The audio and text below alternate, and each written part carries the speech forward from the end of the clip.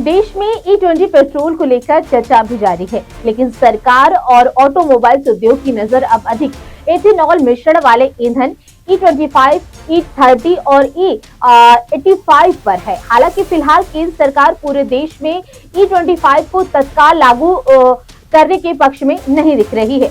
Reports के अनुसार सरकार इस बदलाव को चरणबद्ध तरीके से लागू करने की रणनीति पर विचार कर रही है। हालांकि सबसे बड़ी वजह जो है देश में चल रही है करोड़ों पुरानी गाड़ियां, जिसके इंजन अधिक एथेनॉल मिश्रित ईंधन के अनुकूल नहीं है। ऐसे में बिना पर्याप्त तैयारी के E25 या उससे अधिक एथेनॉल वाले पेट्रोल को लागू करने से वाहन मालिकों को तकनीकी और आर्थिक परेशानियों का भी सामना करना पड़ सकता है। अब आपको बताते हैं कि E20 आ गया तो अब आगे की तैयारी जो है वो सरकार कैसे कर रही है। सरकार ने तय समय से पहले पूरे देश में E20 पेट्रोल उपलब्ध करा दिया है, लेकिन सरकार का ये बायोफ्यूल रोड मैप ये खत्म नहीं होता है। अब E25, E27, E30 और भविष्य में E35 जैसे ज्यादा एथेनॉल वाले फ्यूल पर भी काम चल रहा है। इसके लिए ट्रायल तकनीकी मानक और इंजन टेस्टिंग जारी है, यानी आने वाले वर्षों में भारतीय पेट्रोल पंपों पर E20 के अलावा ज्यादा एथेनॉल वाले फ्यूल भी दिख सकते हैं। लेकिन उससे पहले ये तय करना जरूरी है कि देश में करोड़ों गाड़ियां इसके लिए तैयार हैं या फिर नहीं। सरकार ने अचानक रफ्तार क्यों धीमी की, इसके बारे में आपको बताते हैं। रिपोर्ट्स के मुताबिक सबसे बड़ी चुनौती देश में पहले से चल रही करोड़ों गाड़ियां हैं। अप्रैल 2023 से पहले यानी कि ज्यादातर गाड़ियां E10 के हिसाब से तैयार की गई थी।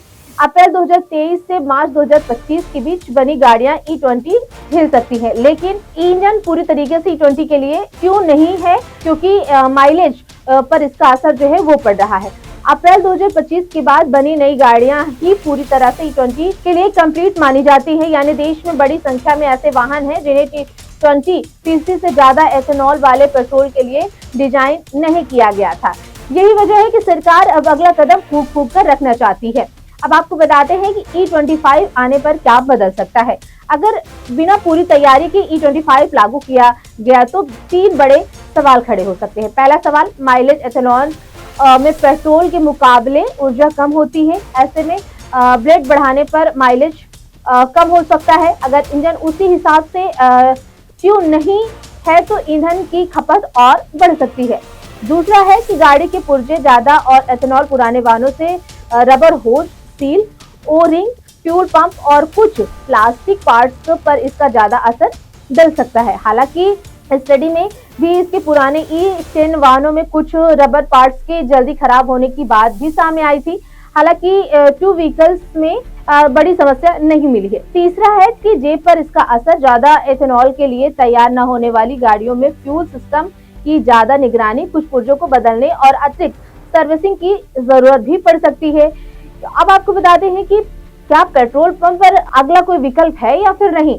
ऑटो इंडस्ट्री के लिए कई विशेषज्ञों का मानना है कि सभी वाहनों पर एक जैसा फ्यूल लागू कराने के बजाय लोगों को विकल्प मिलना चाहिए, यानी जिसकी गाड़ी E20 के लिए बनी है वो E20 भरवाए और भविष्य में जो वाहन E25 या उससे ज्यादा ब्लेंड के लिए तैयार हो वे फ्यूल इस्तेमाल करे। कई देशों में अलग अलग ग्रेड का पेट्रोल इसी तरीके से उपलब्ध है।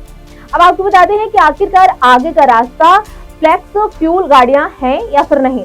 लंबी अवधि में फ्लेक्स फ्यूल व्हीकल्स FFV की सबसे बड़ा समाधान माना जा रहा है। ये गाड़ियां E20, E25, E30 और यहाँ तक कि E85 जैसे अलग अलग ब्लेंड पर खुद को एडजस्ट कर सकती हैं। कई ऑटो कंपनियां ऐसे मॉडल पर काम कर रही हैं और सरकार भी इस तकनीकी को बढ़ावा दे रही है।